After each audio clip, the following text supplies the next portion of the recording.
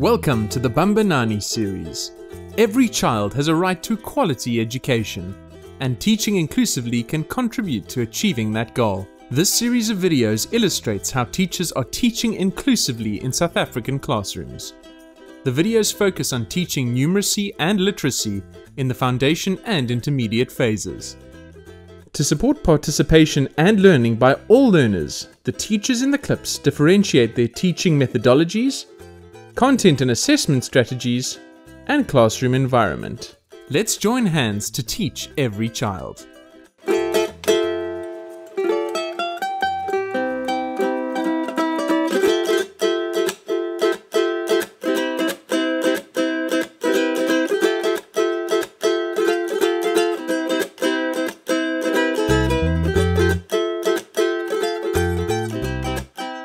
I'm Miss Eva. I'm the grade 6 English teacher. Good morning, grade 6E. Good morning, Miss Eva. Thank you. We spoke a bit about different structures of poems and just jogged their memory a bit about what they know on poetry, but really to help them to go on with, writing their own poem. What is it that you know about poetry? Okay, we have discussed poetry before. There are certain things that we've spoken about before, but I want to re-jog your memory. Ayanda. Yes, it has rhyme. Poetry has stanzas. Stanzas, yes.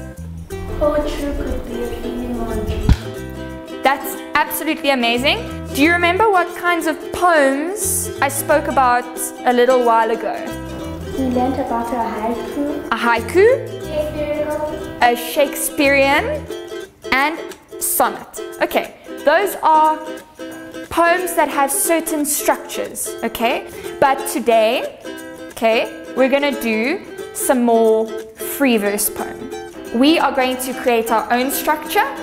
We're going to be able to be creative, and we've already had some practice with this. Grade 6E, I want us all to close our eyes. I brought a friend. His name is Eddie, and you can open up. So what I'm going to get us to do is we're going to describe Eddie. I'm going to bring him around. You guys can also feel him. And then I'm going to put some categories on the board for you to describe him with. He's pitiful and kind. Kind. He shakes the ground. Round.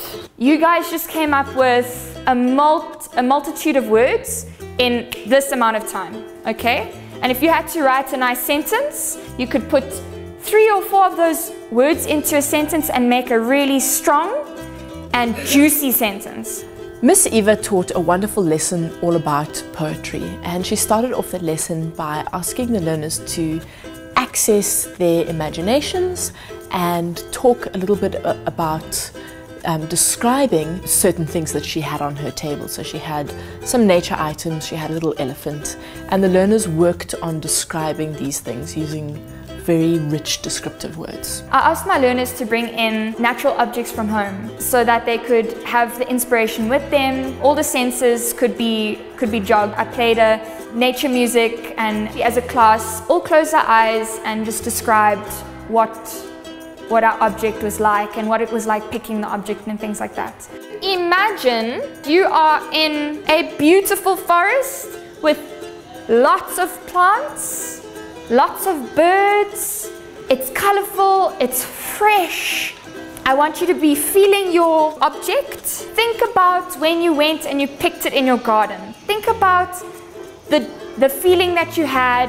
I really found that these concrete objects were able to inspire the learners' imaginations, and it was a great way to provide a stimulus for descriptive writing. She encouraged learners to notice the characteristics of each item, and through an exploration of the senses, it supports them to identify aspects to include in their poetry. When all the learners had their nature item in front of them, what Miss Eva did was she asked a stronger learner to come up to the front of the class and help the class create a word bank. And we find that this word bank can really support weaker learners if they are struggling to know what descriptive word to use, or even just how to spell it correctly. one person that feels confident to write quickly, but is also kind of confident that they're going to spell well. Katara. Okay. All right, Katara. Let's do as many as we can, as many descriptive words as we can, describing the plants or your little friend. Cynthia? Colorful. Colorful. Buntle. White. White. After they had the word bank, just to let them for 10 minutes use their creative juices and the words they've seen on the board and heard to be able to create their own poem. We are going to form our own free verse poem, but I'm only giving you 10 minutes, okay? Try to make it at least 3 stanzas, but if you'd like to make it a bit more, you can, okay? But I would like you to do your rough draft now, okay? Just make your poem how you'd like it. Be creative. Use these words here that we've put on for you. Basically, I just went around the class checking that people were okay, you know, if they asked any questions, if they wanted me to look at their poem, because they knew that they were going to be reading the poem out. So they wanted to feel confident that their poem was okay to read to the rest of the class. Would 2 people be willing to read their poem to the class? Lovely, light, luscious lily. Here I am, not much to say, walking through my garden. Then suddenly, hey, it looks so yummy. I could just eat it. Oh, there's a bee. So I yell, beat it. Nicholas the snail, as green as grass and has so much class and sauce. Nicholas the snail, as quiet as the mouse and in the back garden of the house. Right at the end of the lesson, Miss Eva asked a few learners to share their poems with the rest of the class. And I found this to be really effective because it actually provides support for learners who are less clear of the expected outcomes. Did you notice that in Temba's poem, he used feature and creature, the rhyming? Do you see that? And that's really something powerful in a poem. Sometimes poems don't rhyme, and that's also okay. But I loved how it rhymed like that. There's gonna have to be a little bit of homework. It's gonna just enhance your poem. I want you to either be able to go and put another stanza on, or you can go and put extra alliteration, maybe another simile. If you didn't do alliteration or you didn't do simile, now's your opportunity.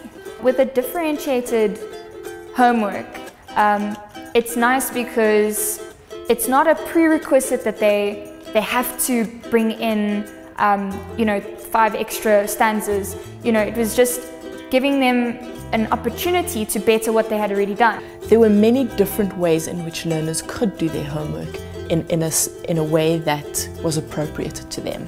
I get a little bit passionate when it comes to poetry. I love the fact that the learners are able to just link in with their own creativity, be able to imagine things. I love the fact that they feel confident after a lesson like this in knowing that they can actually write a poem and that there's no limit.